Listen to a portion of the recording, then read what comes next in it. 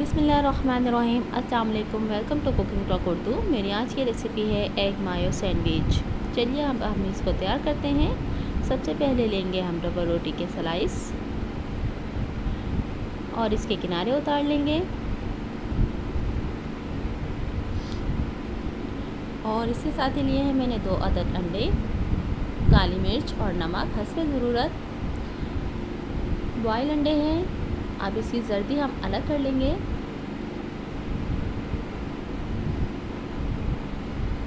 और जर्दी को मैश कर लेंगे और इसमें शामिल करेंगे मायोनीज़ 2 खाने के चम्मच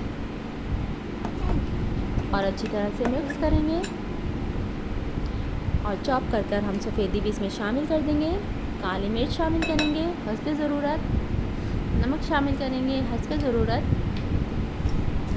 अगर आप चाहें तो यहाँ पर आप इसमें हरी मिर्च और हरा धनिया भी शामिल कर सकते हैं, क्योंकि मैं बच्चों के लिए बना रही थी इसलिए मैंने ये शामिल नहीं किया।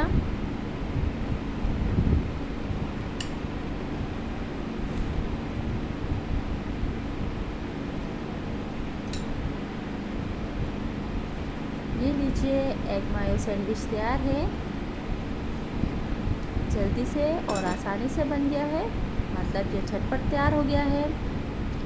वीडियो अच्छी लगे तो लाइक कीजिए, शेयर कीजिए। मेरे चैनल पर नए हैं तो चैनल को सब्सक्राइब कीजिए। वीडियो देखने का शुक्रिया।